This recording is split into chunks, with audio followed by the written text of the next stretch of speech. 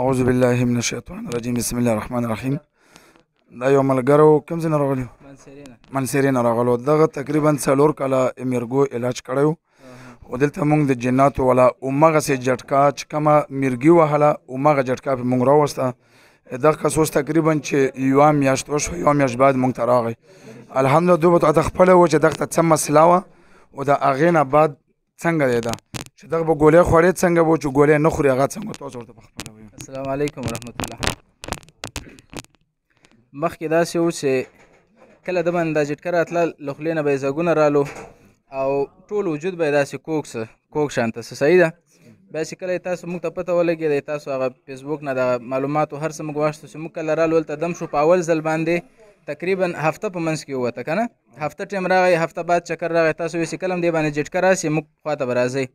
هفته بعد چې موږ تاسو خواته رالو په دوم ځل چې بیا دا دم سوی ده او بیا ساختونه موږ ته راکړی سوي دي تقریبا دا میاشت پوره کېږي.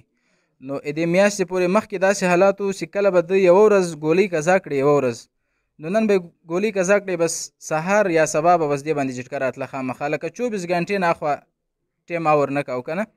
او دې ځل ته تقریبا یوه میاشت کېږي اوسه پورې دې هېڅ ګولۍ هېڅ نه دي خوړلي. الحمدلله اوس ماشاءالله بالکل ټیک ده، الحمدلله الحمدلله ډېر ښه ده ماشاءالله.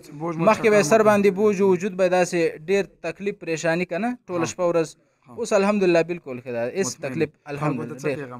خلکو ته دا پیغام داسې بس الله پاک تاسو د لږ ځای خیر درکړي.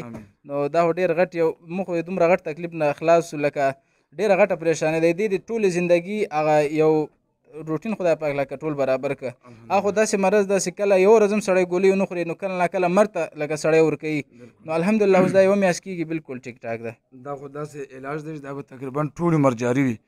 دغه علاج د ختمېدو والا نه ډاکټر به تا ته دا به ټول عمر دا ګولۍ جاري ساتي. موږ ته د ډاکټر په هر ځای کې دا ویلي چې دا به ټول عمر خوري او الحمدلله اوس یوه میاشت ګولۍ نه دي خوړلې، اوس پرې هېڅ مسله نشته الحمدلله. شکر.